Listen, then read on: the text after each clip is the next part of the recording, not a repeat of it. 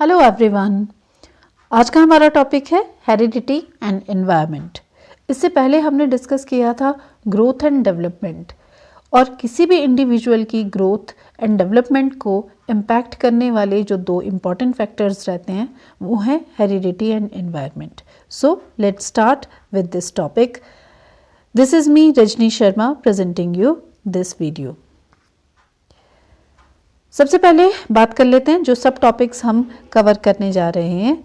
First of all we will discuss heredity and environment as factor of development, then next concept of development, then concept of environment.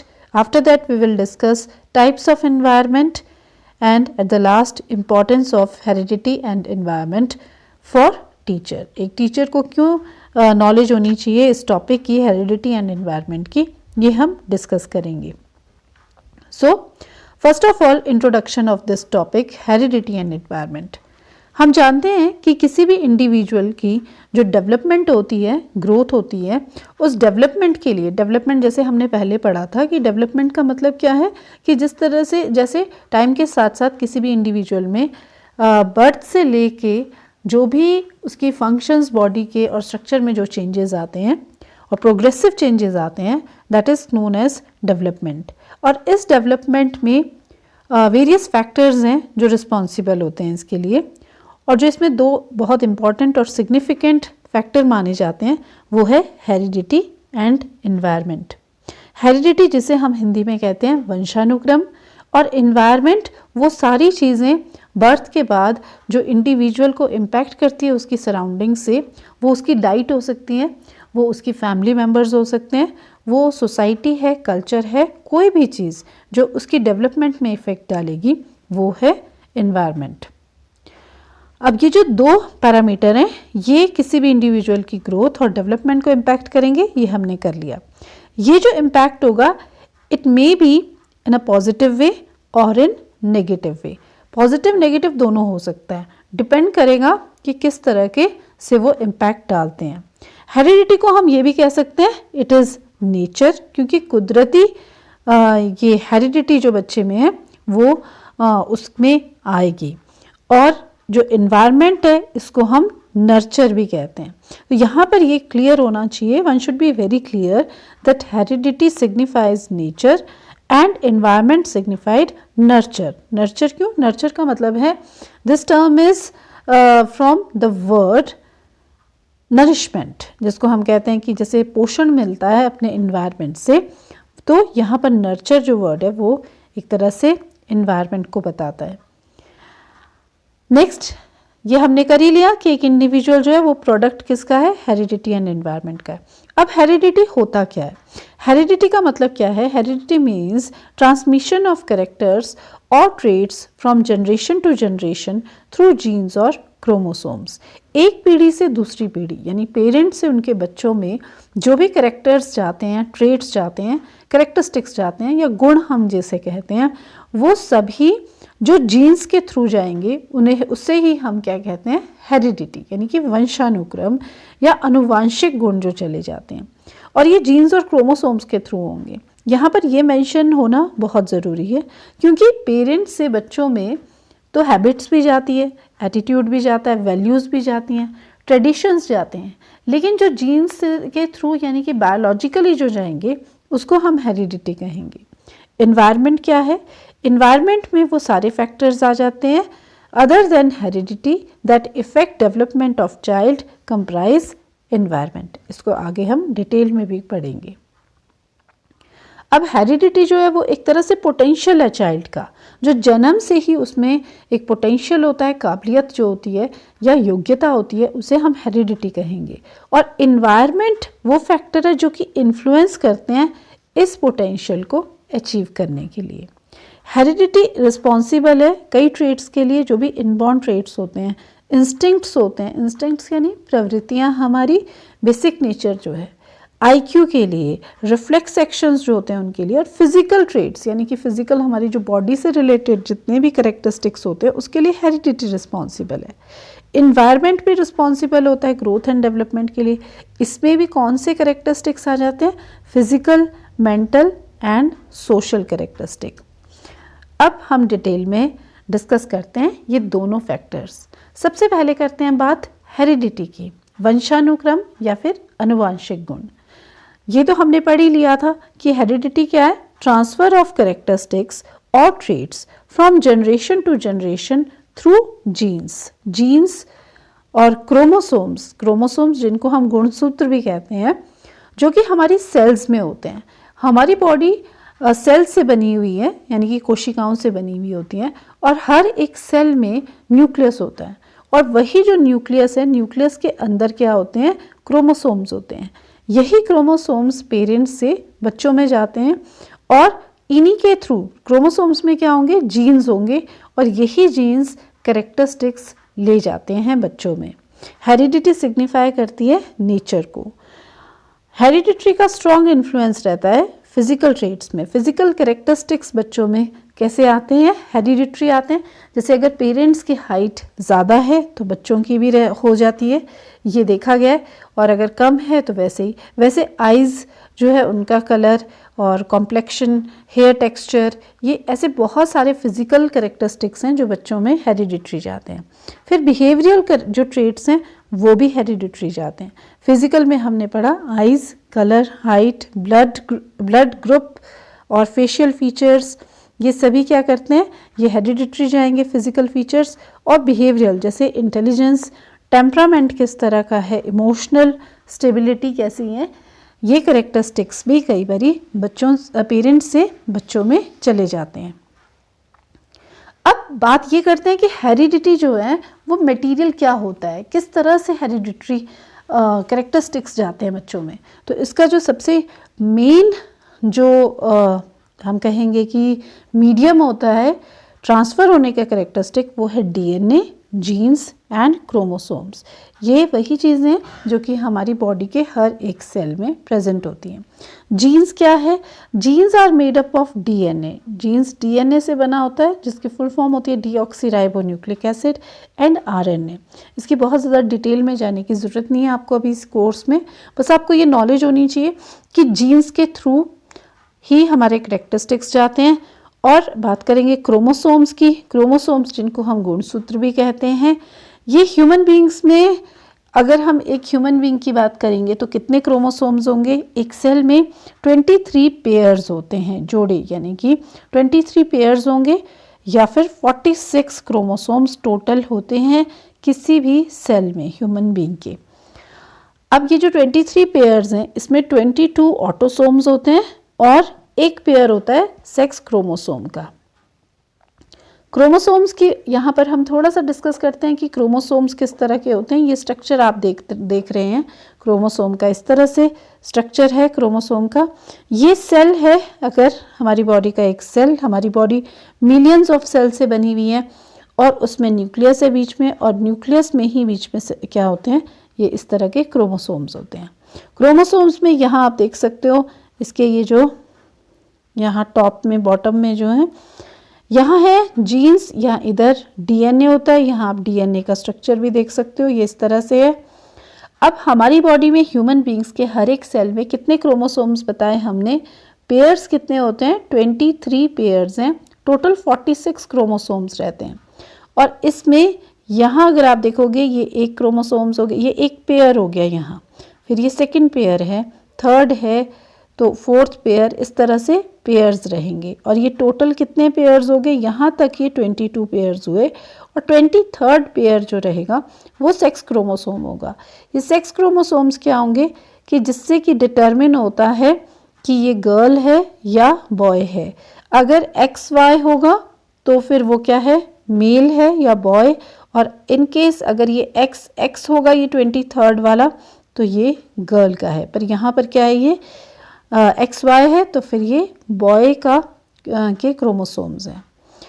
अब यहाँ पर एक चीज़ जान लेते हैं कि किस तरह से ये क्रोमोसोम्स जाते हैं पेरेंट्स से बच्चों में। हमने बात की कि हेरिडिटरी का मतलब है कि जो भी क्रोमोसोम्स हैं, ये कैरेक्टरिस्टिक्स हैं, क्रोमोसोम्स के थ्रू मदर फादर से, पेरेंट्स से मतलब अपने बच्चों में जाएंगे। तो किस तरह से जाएंगे, जब भी इंटरकोर्स होगा, इंटरकोर्स के टाइम मेल से और फीमेल से दोनों के एक एक सेल आएगा। जैसे फीमेल है उसका एग सेल और मेल का स्पर्म सेल, इन दोनों का जब फ्यूजन होगा तो इन दोनों के फ्यूजन से एक सेल बनेगा और उसे हम कहते हैं जायगोट। ये फर्टिलाइजेशन प्रोसेस है। अब यहाँ पर जब जायगोट बना है तो जायगोट में हम देख सकते हैं कि यहाँ पर ये जो है ये है मेल का सेल, स्पर्म सेल, और ये जायगोट में ही दूसरा जो है ये है एग सेल। यहाँ पर इन दोनों के फ्यूजन से जायगोट बना और इधर क्या होगा कि 23 पेयर यहाँ थे, यानी कि इधर जो मेल के थे ये 46 क्रोमोसोम्स थे और फीमेल के कितने थे, 46 क्रोमोसोम्स थे इसमें। यहाँ से 46 की जगह कितने आ जाएंगे, 23 क्रोमोसोम्स आएंगे मदर से और 23 क्रोमोसोम्स आएंगे फादर से। जैसे कि हमने किया कि 46 क्रोमोसोम है फादर के, 46 क्रोमोसोम्स है मदर के। अब यहाँ पर क्या होगा कि 46 में से 23 आए फादर से, 23 क्रोमोसोम्स आए मदर से, और फिर यहाँ पर एक जो न्यू लाइफ है वो स्टार्ट होगी जायगोट से। और ये जो इंडिविजुअल होगा, एक जो नई लाइफ होगी, उसमें कितने क्रोमोसोम्स आ गए, 46। तो फिर से एक लाइफ न्यू स्टार्ट हो जाएगी यहाँ जायगोट से। तो इधर ये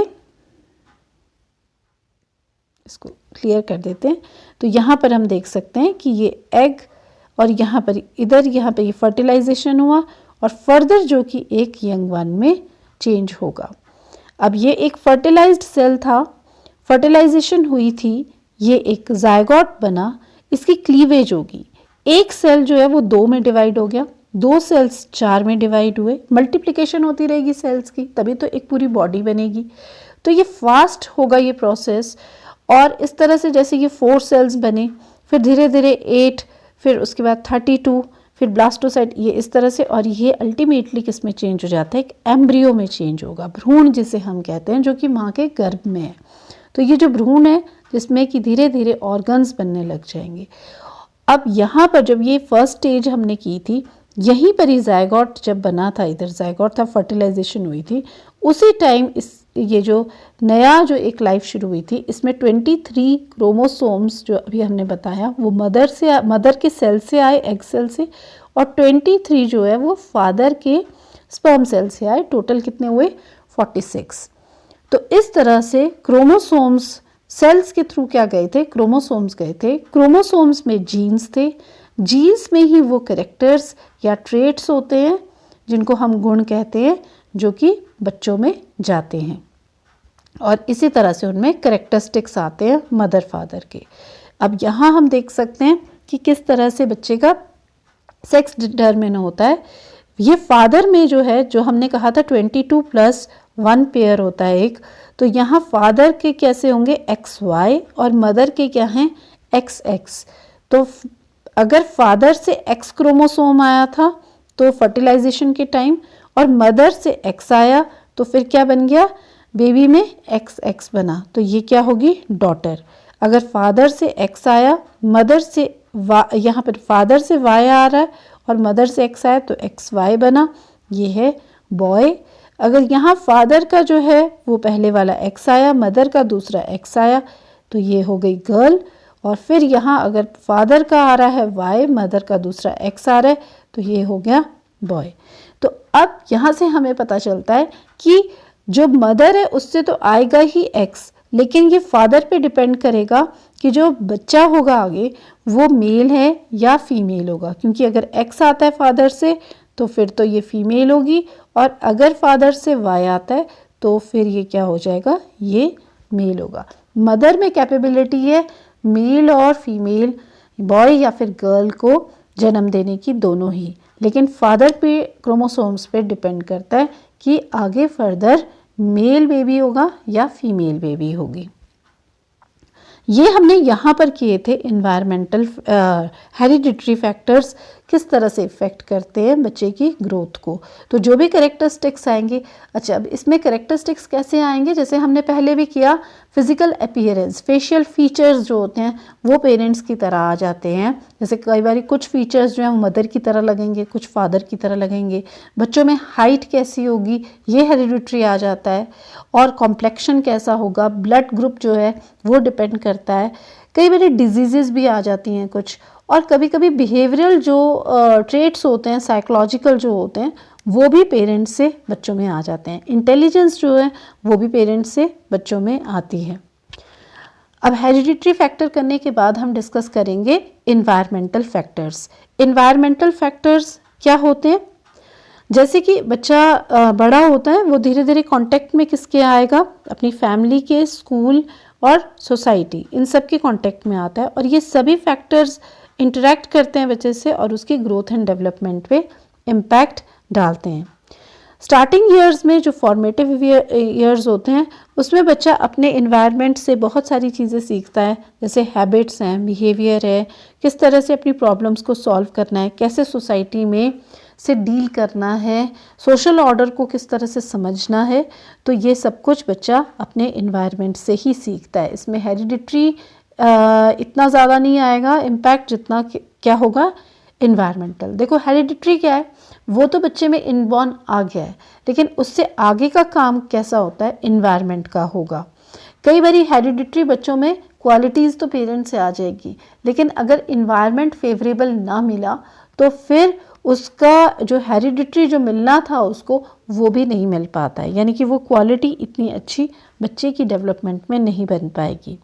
अब इन्वायरमेंटल फैक्टर्स जो हैं, environmental factors affecting growth and development of a child include social, emotional, economical, physical environment. तो यानी कि इन्वायरमेंटल फैक्टर में सिर्फ एक ही तरह का इन्वायरमेंट नहीं होगा, वहाँ पर तो सिर्फ जीन्स एंड क्रोमोसोम्स आ रहे थे, लेकिन इन्वायरमेंट एक बहुत ब्रॉड टर्म आ जाती है जिसमें कि सोशल फैक्टर्स भी होंगे, इमोशनल, इकोनॉमिक फैक्टर्स भी रहते हैं कि बच्चे की इकोनॉमिक जो स्टेटस है फैमिली का वो कैसा है, फिर उसके फिजिकल इन्वायरमेंट जो होता है वो भी इसमें आ जाएगा। इन्वायरमेंट को अगर हमें डिफाइन करना हो तो क्या होगा? Environment is sum total of surroundings in which an individual has to live और which influence an individual right from the beginning of life till death. तो इन्वायरमेंटल फैक्टर का मतलब क्या हुआ? ये सम टोटल है वो सारी सराउंडिंग्स जो कि एक बच्चा जिस जगह पर उसकी लाइफ चलती है। और इन्वायरमेंटल फैक्टर कब से रोल प्ले करते हैं? वो सिर्फ बच्चे के जन्म के बाद नहीं करते हैं। स्टार्टिंग में जब हमने जायगोट की बात की थी और एक एम्ब्रियो बना था, तो वहीं से ही एक बच्चे का इन्वायरमेंट अपनी मदर के वोम में, मदर के गर्भ में बनना शुरू हो जाता है, क्योंकि मदर की डाइट से लेकर मदर का जो टेम्परामेंट है और किस तरह के इन्वायरमेंट में मदर रह रही है, ये सारे फैक्टर्स बच्चे को उसी टाइम से इम्पैक्ट करने शुरू कर देते हैं।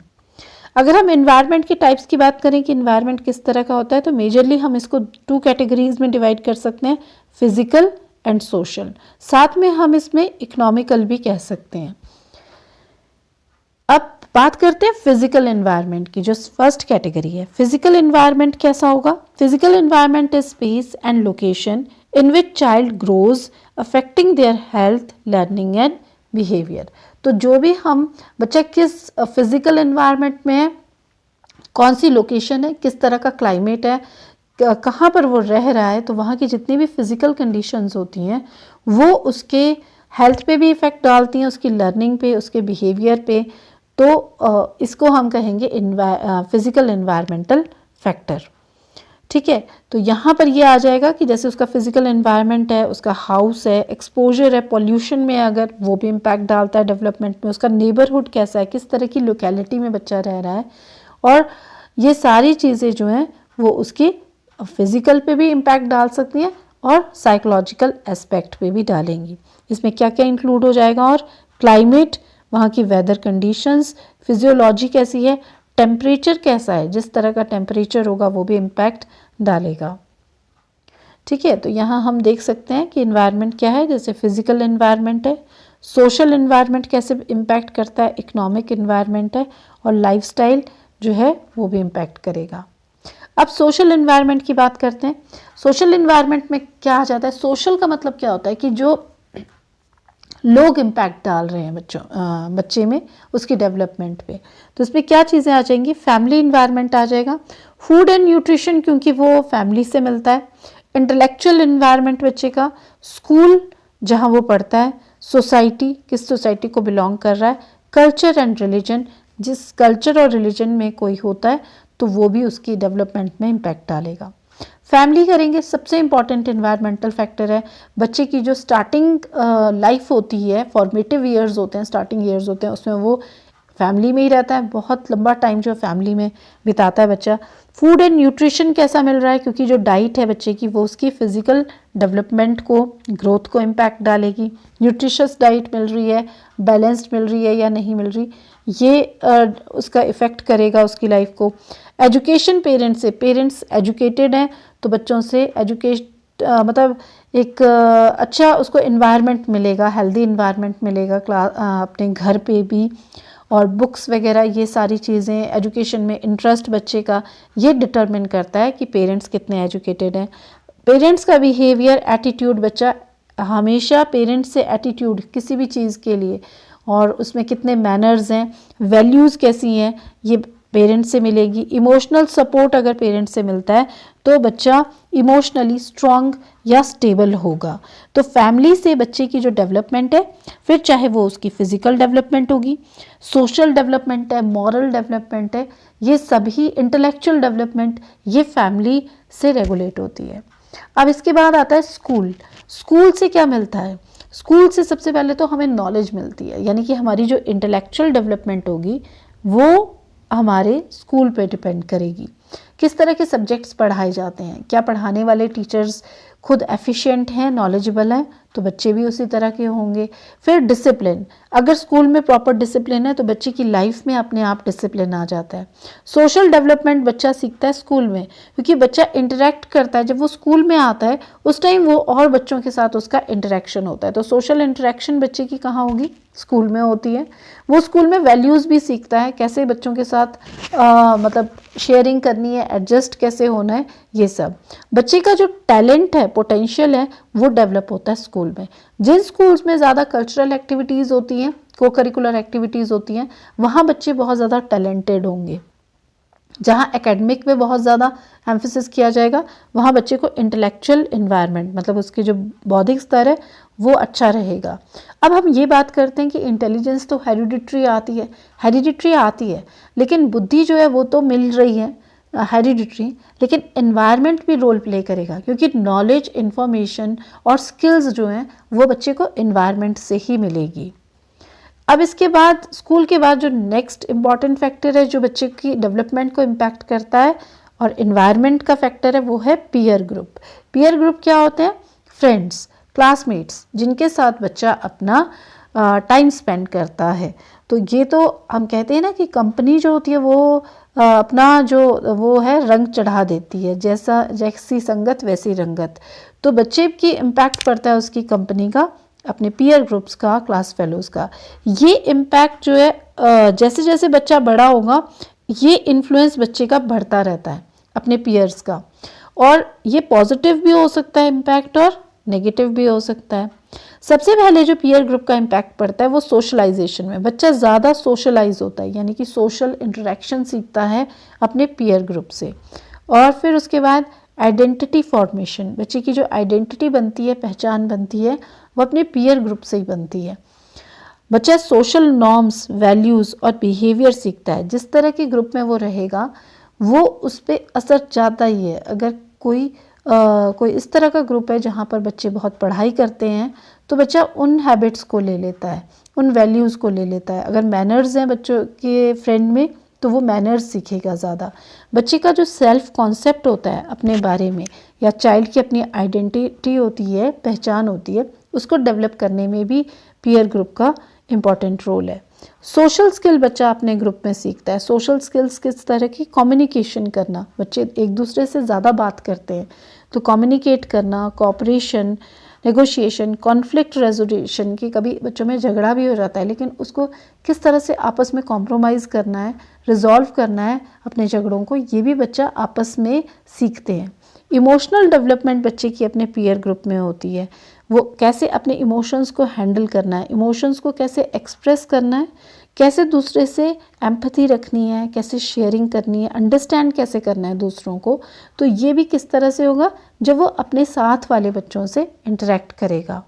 फिर कल्चरल डाइवर्सिटी बच्चा सीखता है, क्योंकि एक पीयर ग्रुप में या फिर एक क्लास में कितनी तरह के बच्चे होते हैं, अलग अलग बैकग्राउंड से आए होते हैं, अलग रिलीजन से भी होते हैं, कुछ अलग कास्ट से होते हैं। तो बच्चा इस तरह से दूसरों को वैल्यू देना सीखता है, उनके कल्चर को इम्पोर्टेंस देना भी सीखता है, अंडरस्टैंड करता है दूसरे कल्चर को, दूसरे की टॉलरेंस भी इससे बच्चे में ज़्यादा आती है जब उसका एक्सपोजर डिफरेंट बैकग्राउंड के अपने क्लास फेलोज से होता है या फ्रेंड से होता है। हैबिट फॉर्मेशन में इम्पॉर्टेंट रोल प्ले करता है पीयर ग्रुप। जिस तरह की हैबिट होगी, अगर गलत हैबिट्स है तो बच्चा गलत हैबिट्स ले लेगा, उसकी डेवलपमेंट जो होगी वो गलत वे से हो सकती है, फिर उस पर इम्पैक्ट पड़ सकता है। मतलब गलत वे में डेवलपमेंट तो नहीं होगी लेकिन उस पर इम्पैक्ट पड़ेगा, नेगेटिव इम्पैक्ट पड़ सकता है। डेवलपमेंट ऑफ इंटरेस्ट, जिस तरह के फ्रेंड्स के इंटरेस्ट होते हैं या हॉबीज़ होती है, बच्चा उसी तरह के इंटरेस्ट अपने आप में भी डेवलप करने लगेगा।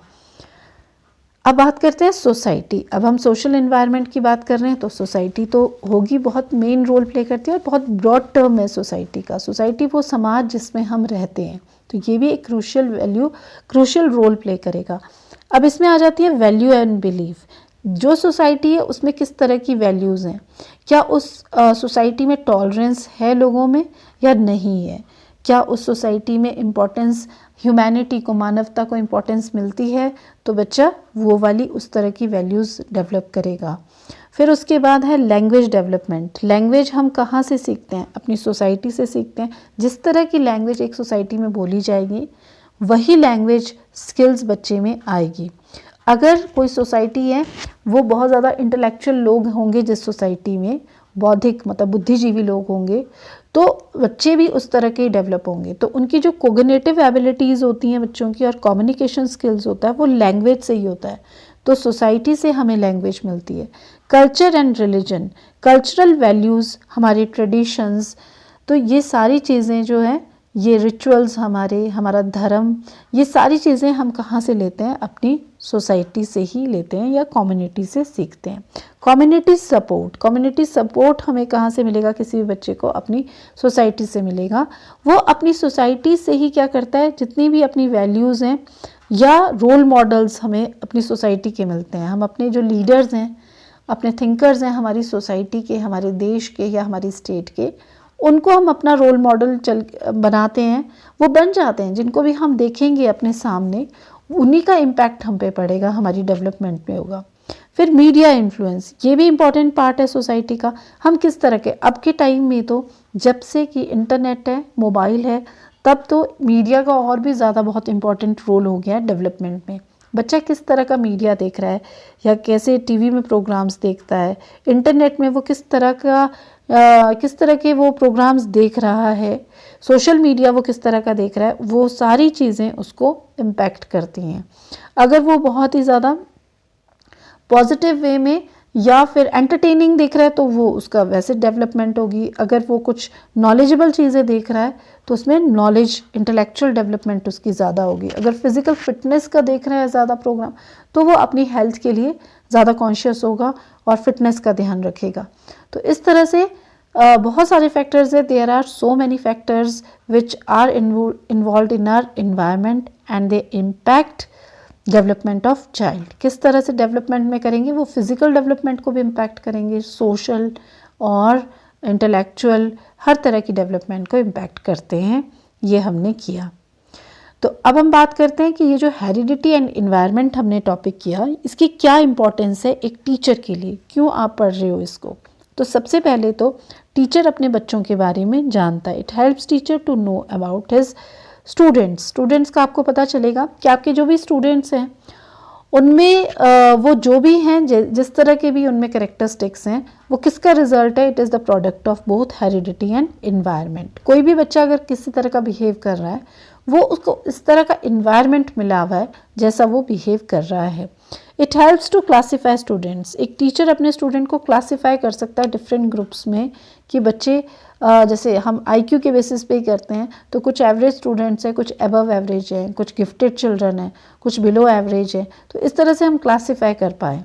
फिर टू अंडरस्टैंड इंडिविजुअल डिफरेंस, एक टीचर अंडरस्टैंड कर सकता है that there are so many differences among the students, कि बच्चों में कुछ डिफरेंसेस हैं बहुत सारे, और जो कि उसके हेरिडिटरी वे से भी आए हैं और इन्वायरमेंट की वजह से भी हैं। It provide guidance according to need.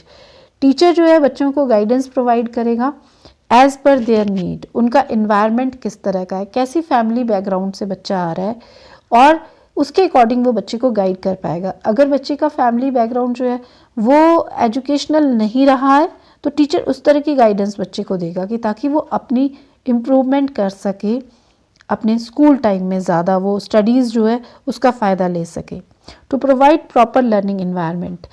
अब जब इन्वायरमेंट का हमने रोल बताया और हमने स्कूल का इम्पैक्ट बताया कि स्कूल का रोल बहुत इंपॉर्टेंट हो जाता है बच्चों में डिसिप्लिन लाने में और उनकी इंटेलेक्चुअल डेवलपमेंट में, तो टीचर को ये एक गाइडेंस देता है कि कैसे एक लर्निंग इन्वायरमेंट होना चाहिए। अगर लर्निंग इन्वायरमेंट प्रॉपर बनाया है क्लासरूम में तो वो एक इम्पॉर्टेंट रोल प्ले करेगा उसकी डेवलपमेंट में। टू प्रोवाइड अप्रोप्रिएट को करिकुलर एक्टिविटीज़। स्कूल में को करिकुलर एक्टिविटीज़ अप्रोप्रिएटली होनी चाहिए और वो भी बच्चे की उसके अपने इंटरेस्ट और उसकी एबिलिटी के अकॉर्डिंग होनी चाहिए। To build better relation with students. ये भी हेल्प करता है कि कैसे एक टीचर जो है अच्छे रिलेशनशिप डेवलप करे अपने स्टूडेंट्स के साथ। To understand strengths and weakness of students. बच्चों की जो भी स्ट्रेंथ है, उनकी जो एबिलिटीज़ हैं, उनके टैलेंट्स को आइडेंटिफाई कर पाता है टीचर, और उनकी जो भी वीकनेसेस है पहले तो टीचर उनको वीकनेसेस को भी आइडेंटिफाई करे और फिर उनको रिजॉल्व करे। To provide remedial measures. अगर कोई इनकेस कोई प्रॉब्लम है किसी भी स्टूडेंट की, या उसके बिहेवियर में कोई प्रॉब्लम है या उसकी लर्निंग में प्रॉब्लम है, तो उसके लिए प्रॉपर रेमीडियल मेजर्स यानी कि उपचार जो है वो टीचर फाइंड आउट कर सकता है। पहले तो उसको रूट कॉज पता चलेगा कि रूट कॉज उसकी हेरिडिटी में की वजह से है या फिर उसका इन्वायरमेंटल जो एक बैकग्राउंड जो है वो इस तरह का उसको मिला है जो कि उसको प्रॉब्लम आ रही है। Lastly, to help student for development of harmonious personality. एक बच्चे की पूरी संपूर्ण जिसे विकास हम कहते हैं, जो कि हमारी एजुकेशन का एम भी है, तो उस एम को हम कैसे मतलब अचीव कर सकते हैं, बच्चे को प्रोवाइड कर सकते हैं, उसकी हम हारमोनियस ऑलराउंड डेवलपमेंट हम कैसे कर सकते हैं, वो तभी हो पाएगी जब हमें नॉलेज होगी कि हेरिडिटी एंड एनवायरनमेंट दोनों का ही बहुत इम्पॉर्टेंट रोल होता है बच्चे की डेवलपमेंट में। तो आज हमने ये टॉपिक किया हेरिडिटी एंड एनवायरनमेंट। हेरिडिटी हमने समझा ये वो कैरेक्टरिस्टिक है, एक तरह से प्रोसेस है जिसमें कैरेक्टरिस्टिक्स ट्रांसफ़र होते हैं from parents to their children through genes and chromosomes. फिर उसके बाद हमने एनवायरनमेंट किया कि एनवायरनमेंट क्या है, वो सारी चीज़ें जो कि एक बच्चे के सराउंडिंग्स में है, all those factors and things which are in the surrounding of a child and impact his development, उसे हम कहते हैं एनवायरनमेंट। हमने एनवायरनमेंट के टाइप्स भी किए, फिजिकल एनवायरनमेंट भी है, सोशल एनवायरनमेंट है। सोशल एनवायरनमेंट को हमने फर्दर कैटेगराइज किया था family, school, society, peer groups में, और फिर उसके बाद हमने लास्टली किया importance of heredity and environment for a teacher. I hope आपको समझ आया होगा ये टॉपिक। मिलते हैं नेक्स्ट वीडियो में। Till then bye.